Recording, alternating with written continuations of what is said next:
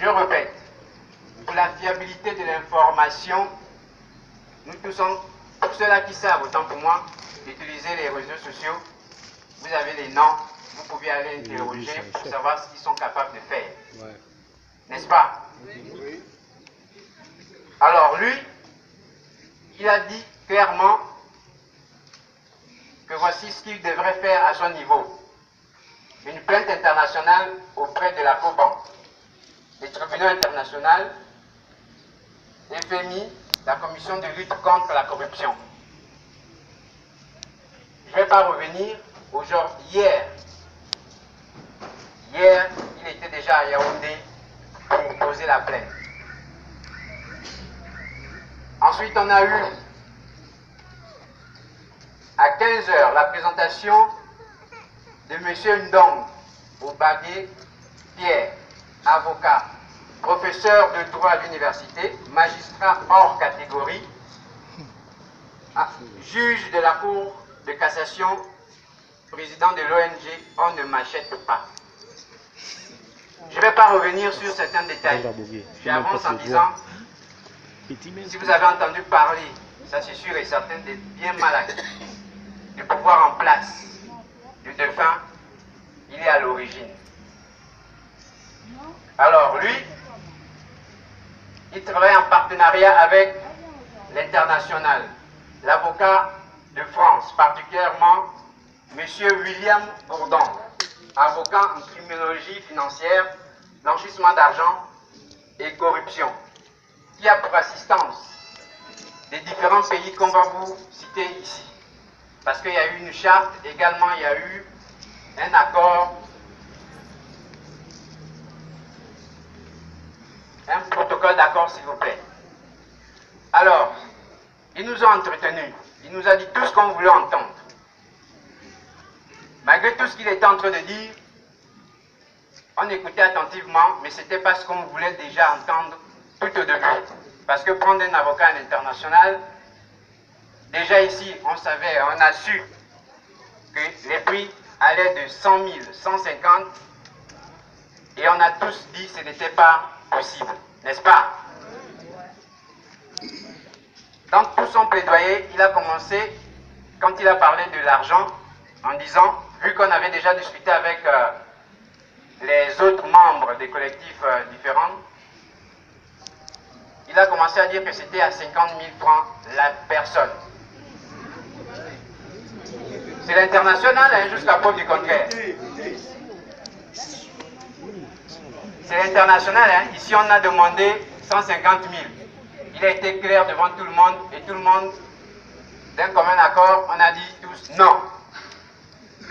On a laissé terminer le plaidoyer, et comme le collectif de Libreville voulait forcément qu'on parle, parce qu'il fallait prouver à suffisance à ces personnes qu'il n'y a pas que Libreville, et que Port-Gentil est sérieusement amoché, vu qu'il y a la crise qui est encore venue tuer tout le monde. Ils ont passé la parole au président du collectif de Port-Gentil, qui lui n'a pas biaisé sur les mots. Il est venu dire, si c'est 6100 adhérents de Port-Gentil qui devraient donner 50 000, le calcul, vous comprenez qu'est-ce que c'est. Donc, dites-nous déjà combien vous voulez pour entamer tout, afin qu'on rentre en possession de notre argent. Ils ont dit, c'est arrêté à 24 millions. 24 millions, quand on a écouté ça, c'était jouable, clair. On a dit alors, on est parti de Port-Gentil, on discutait tous les jours, entre 1000 francs et 10 000. Messieurs, si on vous présente 10 000 francs pour 1500 personnes, ça fait 15 millions.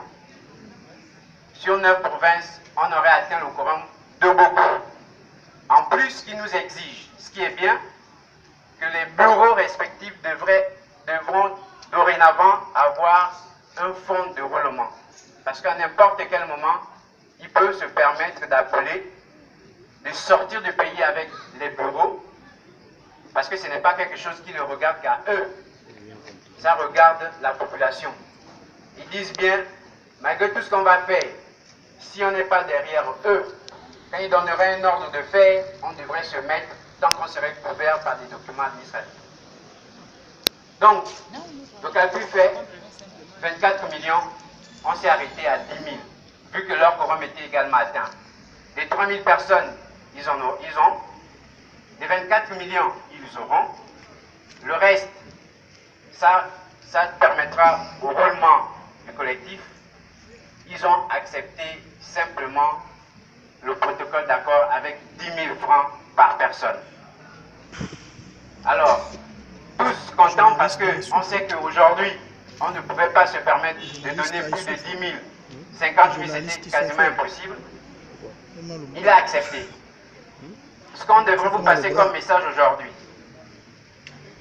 il demande à ce que, normalement, avant 10 jours, avant les 10 jours écoulés, avant que les candidatures ne se posent, ne soient acceptées ou je ne sais pas comment, validées, on devrait déjà, ils devraient déjà lancer cette procédure.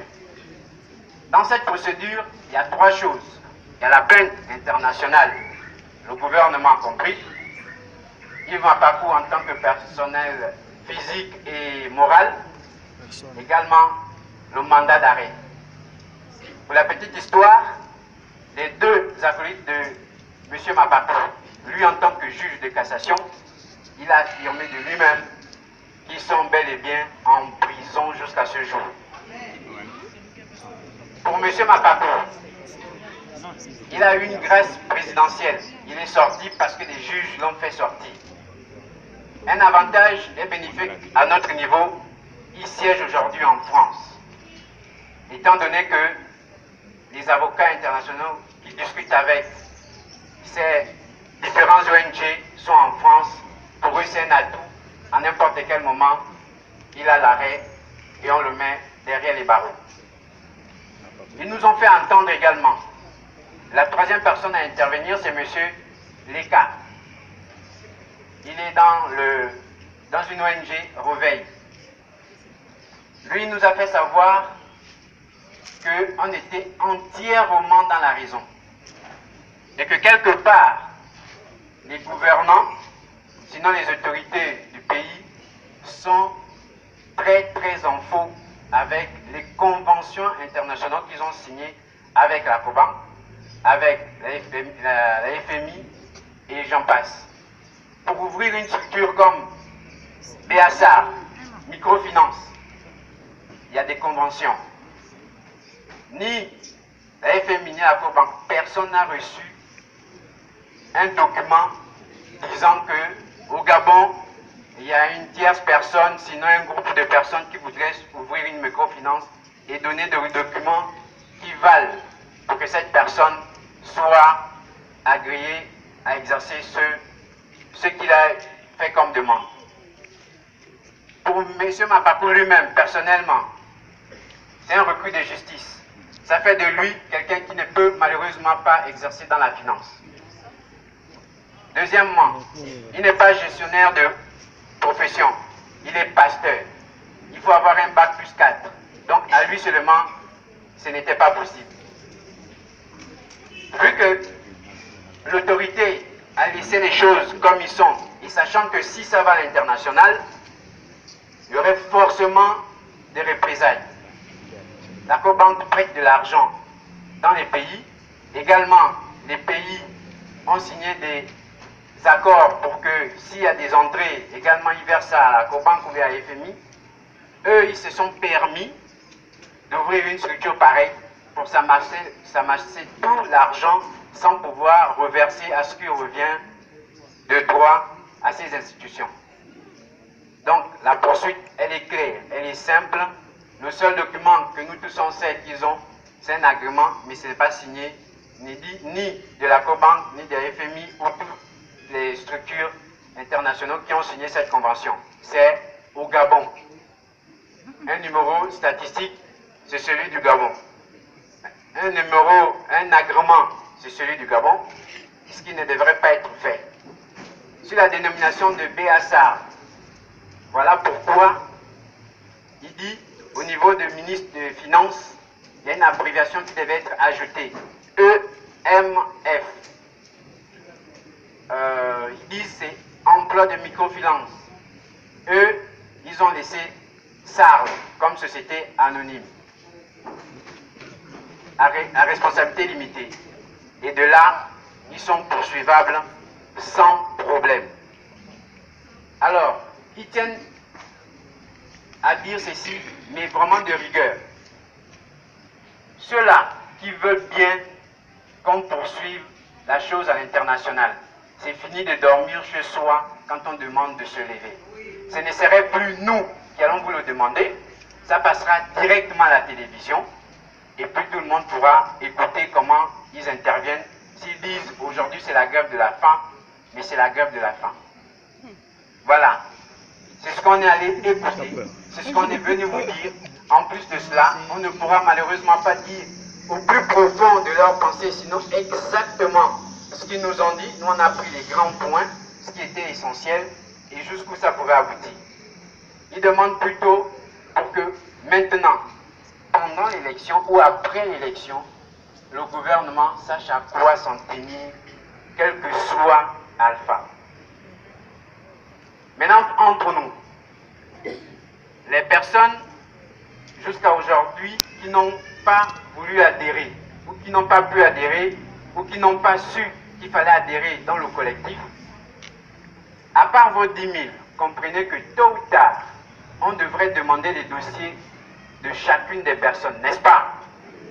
Quand ça arrive au niveau du tribunal.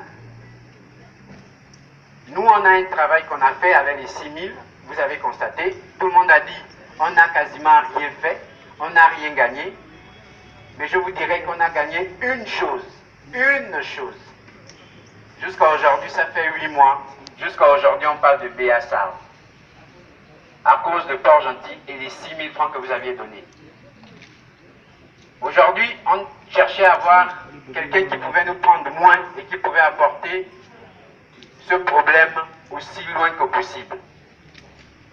Donc, donnez vos 10 000, c'est très bien, mais également, venez adhérer au collectif parce que vos 6 000 permettent à ce que nous, on continue dans la bataille et ça nous permet d'éviter d'aller fouiller des documents de BASAR. Effectivement, on les a, tous les 6100 personnes, mais en format A3. Celui qui connaît ce qu'on appelle un format A3, vous imaginez que c'est un grand papier écrit au bic. Pour sortir le dossier de quelqu'un dans ce document, il faudrait passer par un appareil numérique que vous filmez. Il faut encore, là, bien filmer le nom, sinon vous filmez le mauvais. Ensuite, vous le scannez et vous faites un document, et ce n'est pas lui qui est payé. L'idéal, ce serait que vous-même, vous veniez avec vos 6 000 et vous faites comme tous les autres. Nous, on prend cela, on va faire le travail qu'on a toujours fait, et on le sort en un seul papier. Ça devient un dossier de 1600 personnes pour 1100 personnes pour 1100 papiers. Parce que les papiers de BASA, à part qu'ils sont faits en ordre dispersé, les nôtres, toutes les personnes qui, jusqu'à aujourd'hui, ont donné leurs 6 000, sont en ordre alphabétique. Très facile à repérer, très facile à récupérer. Donc, j'exhorte tout le monde, que c'est le tournant le plus décisif qu'on vient de prendre. Le tout dernier. Souvent dans la vie, il y a 3 recours. Nous, on en a fait quasiment les 3. Dès que BASAR a fermé les portes, le premier recours, c'était Dieu. Tout le monde allait à l'église. Tout le monde allait prier. Ensuite, ça n'a pas donné grand-chose. On a fait le tapage médiatique national, autant pour moi. Ça n'a rien donné. Aujourd'hui, c'est maintenant le tapage international. Si on n'y arrive pas, qu'est-ce qui va se faire? Dernier recours, tous à la maison et on prie. Ah, mais de grâce. Pour que ça donne quelque chose, il faut que, si on dit bien, c'est le dernier tournant. L'autre tournant serait lequel? On a fait tous les 3. C'est aller à la maison, puisque beaucoup sont déjà allés rester à la maison. Donc aujourd'hui, c'est ce qu'on vous demande de faire. Il y a des documents qu'on va lire pour le protocole d'accord, également avec des pays auxquels ils sont en partenariat. En plus de cela, ce qu'ils attendent de nous, le jour où ils demandent de se lever parce que le gouvernement jure terre et ciel qu'ils ne vont pas dédommager. Parlons de cela également. Ce n'est pas seulement le capital qu'on devrait recevoir. Ils ont été clairs. Dommages, intérêts obligatoires. Ce sont eux qui l'ont dit. Et c'est normal, quand on prend un avocat, s'il n'y a pas de dommages-intérêts, il n'est malheureusement pas payé. C'est dans les dommages-intérêts qu'il prend son pourcentage. Je vous apprends encore une chose. Dans le pourcentage du capital, vous n'allez pas croire, on n'a même pas voulu croire, mais comme c'est sur le papier, il devrait le respecter, c'est 1%. Sur 100 000, vous avez 1000 francs à redonner. Tant que c'est sur les papiers, c'est le capital. Le pourcentage, ce sera en fonction du montant de chaque client qui aurait versé. Les dommages-intérêts, c'est la même chose. Donc les dossiers, s'il vous plaît, venez. Venez déposer les dossiers. Voilà, on va devoir lire le protocole d'accord et puis les personnes cibles, sinon les partenaires avec qui ils travaillent.